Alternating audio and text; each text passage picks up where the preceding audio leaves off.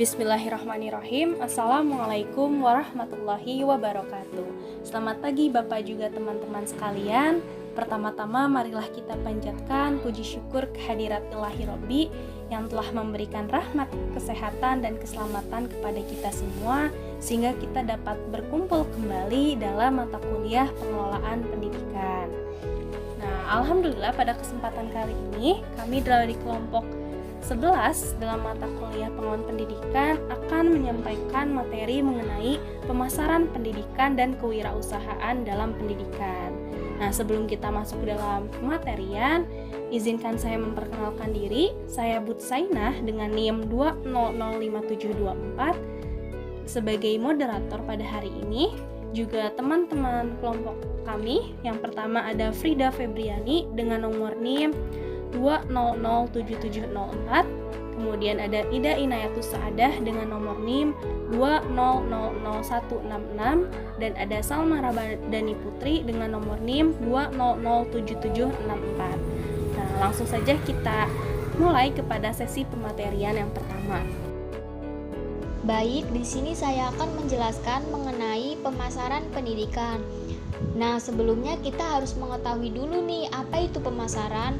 Pemasaran merupakan suatu proses transaksional untuk meningkatkan harapan, keinginan, dan kebutuhan calon konsumen supaya mereka itu tertarik untuk memiliki produk yang kita tawarkan dengan memberikan imbalan yang telah ditentukan sebelumnya. Nah, pemasaran ini dipengaruhi oleh beberapa faktor loh, diantaranya ada faktor sosial, ekonomi, politik, dan bisnis. Akibat dari berbagai pengaruh tersebut, setiap individu dan kelompok menerima kebutuhan dan keinginannya untuk menciptakan, menawarkan, dan mempertukarkan produk dengan nilai kenyamanannya sendiri. Nah, di sini pendidikan merupakan proses untuk mengubah perilaku, cita-cita, dan pembebasan manusia supaya bisa menjadi manusia dan memanusiakan orang lain. Sedangkan sekolah di sini merupakan salah satu satuan dari lembaga pendidikan. Jadi, pemasaran pendidikan merupakan upaya untuk memberikan layanan intelektual yang berkualitas tinggi dan mengembangkan karakter umum. Hal ini karena pendidikan lebih kompleks dan dilaksanakan dengan penuh tanggung jawab. Jadi, hasil dari pelatihan itu mereka akan terkait dengan masa depan dan memajukan kehidupan warga negara generasi ilmuwan berikutnya di masa depan. Nah, selanjutnya ada fungsi dan konsep pemasaran pendidikan. Fungsi pemasaran jasa pendidikan ini tujuannya untuk mencapai hasil yang lebih baik dibandingkan dengan teknik pemasaran yang tidak dapat mencapai target jumlah siswa atau pengguna jasa pendidikan yang kita inginkan. Selanjutnya ada konsep yang harus dijalankan oleh sebuah organisasi atau lembaga pendidikan. Di antaranya itu yang pertama ada konsep produksi. Konsep produksi ini menyatakan bahwa menyukai produk yang tersedia atau selaras dengan kemampuan mereka. Maka dari itu, manajemen harus berkonsentrasi pada peningkatan efisiensi produksi dari dalam lembaga pendidikan maupun efisiensi distribusi lembaga itu sendiri.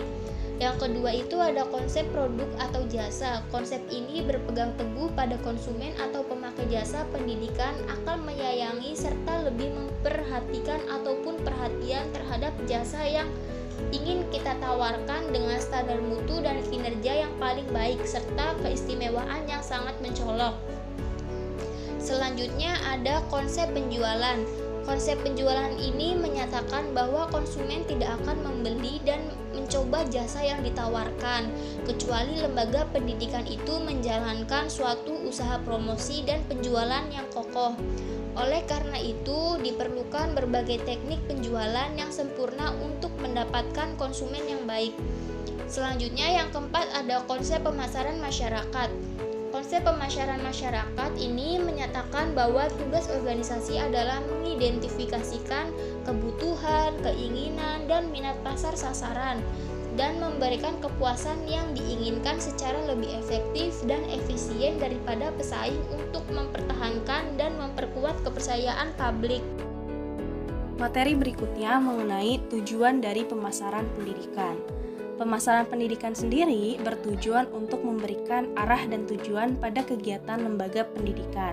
Selain itu, tujuan pemasaran pendidikan juga adalah untuk membuat produk perusahaan atau institusi kompetitif. Di dalam orientasi tujuan pemasaran pendidikan, ada 5 faktor dominan atau penentu mutu layanan jasa pendidikan. Di antaranya, yang pertama ada keandalan atau reliability, yaitu kemampuan guru atau dosen untuk memberikan jasa sesuai dengan yang dijanjikan, terpercaya, akurat, dan konsisten. Yang kedua ada daya tangkap atau responsiveness, merupakan kemauan dari karyawan dan pemilik lembaga untuk membantu pelanggan dan memberikan jasa dengan cepat dan bermakna serta kesediaan mendengar dan mengatasi suatu keluhan yang diajukan oleh konsumen atau pemakai jasa pendidikan. Misalnya, penyediaan sarana yang sesuai untuk menjamin terjadinya proses pendidikan yang tepat. Nah, yang ketiga ada kepastian, yang merupakan kemampuan karyawan untuk menimbulkan keyakinan dan kepercayaan terhadap janji yang telah dikemukakan kepada konsumen, misalnya janji dalam promosi. Yang keempat ada empati, merupakan kesediaan guru atau dosen, karyawan, dan pengelola untuk lebih peduli dalam memberikan perhatian secara pribadi kepada antara lain guru atau dosen, serta karyawan yang harus menempatkan dirinya sebagai peserta didik atau orang tua serta pelanggan. Apabila pelanggan mengeluh, maka kita harus mencari solusi untuk mencapai persetujuan yang harmonis dengan menunjukkan rasa peduli yang tulus. Dan yang terakhir, yang kelima adalah berwujud, yakni merupakan penampilan fasilitas fisik, peralatan, dan berbagai materi komunikasi. Misalnya, gedung dengan kebersihan, gedung serta penataan ruangan yang rapi, dan lain sebagainya. Berikutnya ada penerapan pemasaran pendidikan. Nah, di dalam pemasaran pendidikan ini terdapat beberapa elemen pokok. Yang pertama ada produk, yang merupakan hal yang paling mendasar yang akan menjadi pertimbangan preferensi pilihan bagi masyarakat. Nah, produk pendidikan sendiri merupakan segala sesuatu yang dapat ditawarkan kepada masyarakat yang bertujuan untuk memenuhi kebutuhan dan keinginannya. Nah, produk itu sendiri terbagi atas 5 tingkatan. Yang pertama ada core benefit, yang merupakan manfaat dasar yang sebenarnya dibeli oleh customer. Nah, dalam hal ini adalah pendidikan contohnya. Yang kedua ada basic produk, atau versi dasar dari suatu produk. Dalam hal ini misalnya pengetahuan dan keterampilan yang memiliki ciri khas. Yang ketiga ada expected product, yaitu sejumlah atribut yang menyertai, diantaranya adalah kurikulum, silabus, tenaga pendidik, dan sebagainya. Yang keempat ada augmented product, yang merupakan produk tambahan dengan tujuan agar berbeda dengan produk pesaing. Misalnya, output dari lembaga tersebut mampu berbahasa Inggris dengan baik secara lisan maupun tulisan, terus berkemampuan menjalankan komputer, berbahasa asing lainnya, dan hal sebagainya.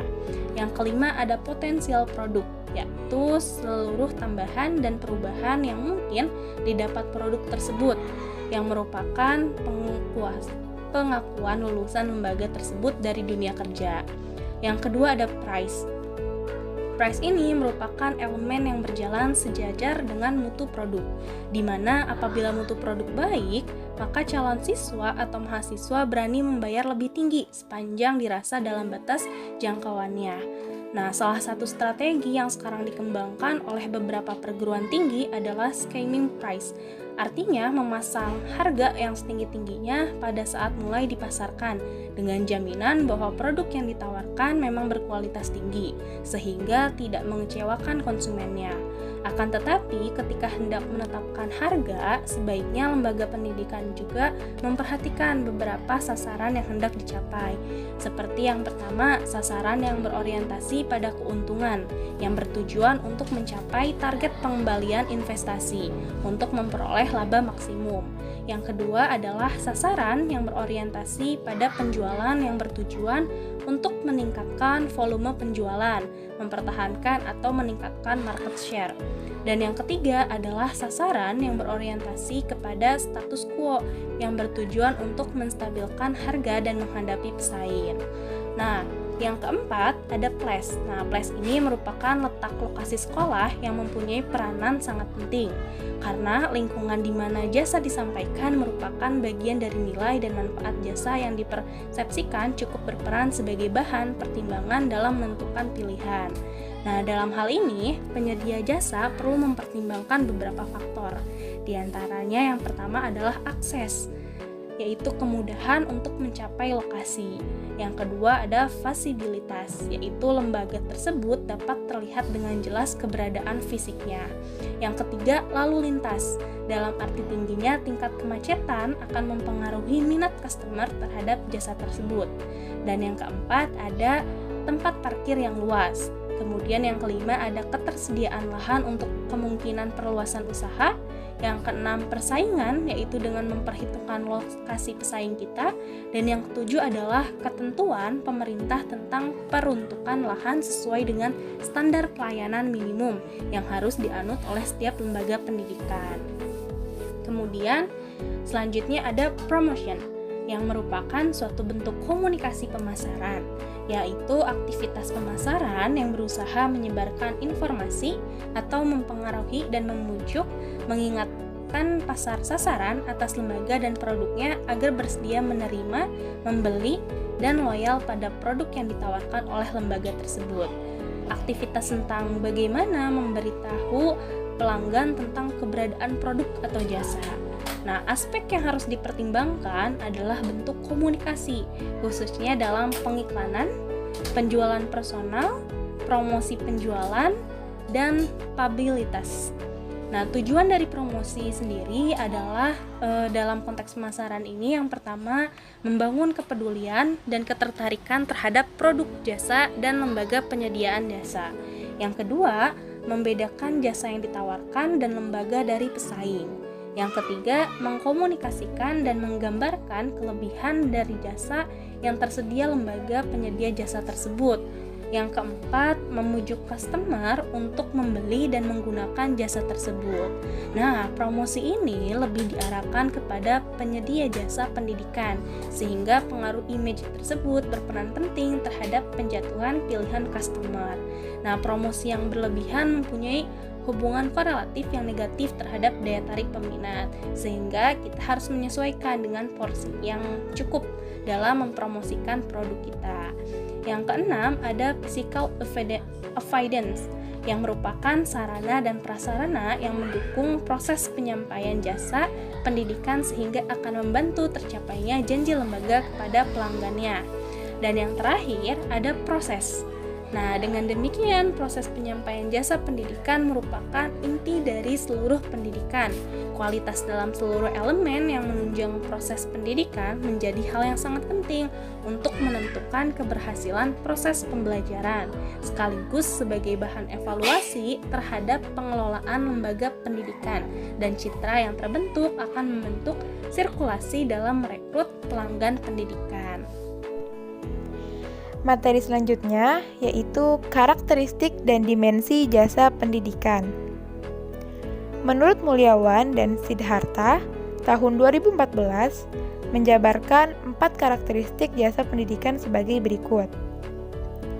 Yang pertama yaitu perguruan tinggi termasuk ke dalam kelompok jasa murni yang melakukan penyediaan jasa dengan didukung alat kerja atau sarana pendukung semata, seperti ruang kelas, kursi, dan meja, buku, dan lain sebagainya. Yang kedua, yaitu jasa yang diberikan membutuhkan kehadiran pengguna jasa atau mahasiswa. Dalam hal ini, pelanggan yang mendatangi lembaga pendidikan tersebut untuk mendapatkan jasa yang diinginkan. Yang ketiga, yaitu jasa berbasis orang dengan intensitas kontak pemberi jasa dengan pengguna jasa tinggi. Dan yang terakhir, yaitu hubungan dengan pelanggan berdasarkan pada hubungan keanggotaan. Sistem pemberian jasa dilakukan secara terus-menerus dan teratur, sesuai dengan kurikulum yang telah ditetapkan. Selanjutnya, ada 5 dimensi yang biasanya digunakan oleh konsumen untuk mengukur kualitas jasa. Yang pertama, reliability. berkaitan dengan kemampuan memenuhi jasa sesuai dengan yang dijanjikan. Janji di sini berkaitan dengan apa dan bagaimana jasa yang akan diberikan, juga termasuk harga sesuai dengan promosi yang telah dilakukan. Selanjutnya ada responsiveness, berkaitan dengan kemauan untuk membantu konsumen, seperti menghadapi permintaan konsumen, pertanyaan konsumen, komplain, dan lain sebagainya. Selanjutnya ada assurance, berkaitan dengan pengetahuan dan kemampuan karyawan atau organisasi jasa sehingga layak untuk dipercaya konsumen. Selanjutnya, empati, berkaitan dengan kemampuan untuk memberikan perhatian secara individual kepada konsumen. Karena pada dasarnya konsumen itu ingin dipahami perasaannya dan ingin dianggap penting. Dan yang terakhir ada tangibles, berkaitan dengan unsur fisik dari jasa termasuk perlengkapan dan bahan komunikasi. Khususnya untuk konsumen baru, dimensi inilah yang akan banyak digunakan dalam mengevaluasi jasa. Sekian materi yang bisa saya sampaikan. Terima kasih.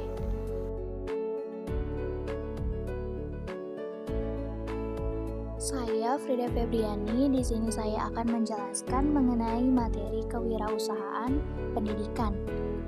Pengertian dari kewirausahaan sendiri adalah sikap, jiwa, dan kemampuan untuk menciptakan sesuatu yang baru, yang sangat berharga dan berguna bagi dirinya dan orang lain.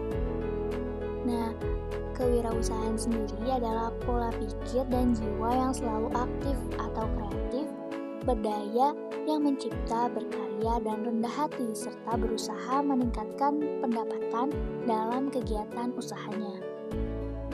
Seseorang yang berkarakter selalu merasa tidak puas dengan apa yang telah dicapainya.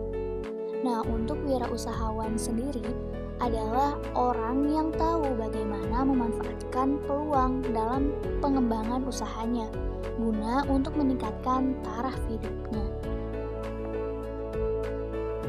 Materi yang selanjutnya yaitu kewirausahaan di bidang pendidikan, merupakan kerja keras yang berkelanjutan dilakukan oleh sekolah, khususnya kepala sekolah, untuk menilai sekolahnya. Nah, konsep kewirausahaan ini melibatkan upaya untuk membaca dengan teliti mengenai peluang, mencari setiap item sekolah untuk sesuatu yang baru atau sebuah inovatif. Lalu ada mengeksplorasi sumber daya yang dapat digunakan, bisa mengendalikan risiko, menciptakan kesejahteraan, dan menghasilkan keuntungan berupa keuntungan finansial. Baik, materi yang selanjutnya yaitu peran kewirausahaan dalam pendidikan. Nah, pendidikan kewirausahaan bertujuan untuk membentuk manusia secara utuh sebagai insan yang memiliki karakter, pemahaman, dan keterampilan sebagai wirausaha. Pada dasarnya, pendidikan kewirausahaan dapat mengimplementasikan secara terpadu dengan kegiatan-kegiatan pendidikan di sekolah. Yang selanjutnya yaitu pelaksanaan pendidikan kewirausahaan dilakukan oleh kepala sekolah, guru, tenaga pendidik, peserta didik, secara bersama-sama sebagai suatu komunitas pendidikan. Nah, pendidikan kewirausahaan diterapkan ke dalam kurikulum dengan cara mengidentifikasi jenis-jenis kegiatan di sekolah yang dapat merealisasikan pendidikan kewirausahaan dan direalisasikan peserta didik dalam kehidupan sehari-harinya. Baik, yang selanjutnya yaitu ada kesimpulan. Nah, kewirausahaan dalam pendidikan bukan hanya tentang uang. Kata kunci yang harus kita perhatikan dalam pendidikan kewirausahaan adalah sistematis, kreatif, inovatif, produktif, dan berorientasi pada pencapaian tujuan pendidikan. Kata kunci tersebut merupakan aset utama kewirausahaan, baik komersial maupun non-komersial, baik yang bersifat profit maupun non-profit.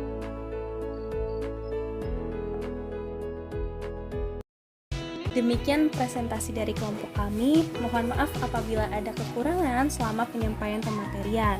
Mudah-mudahan ada ilmu yang bisa sama-sama kita ambil. Kita tutup dengan wassalamualaikum warahmatullahi wabarakatuh.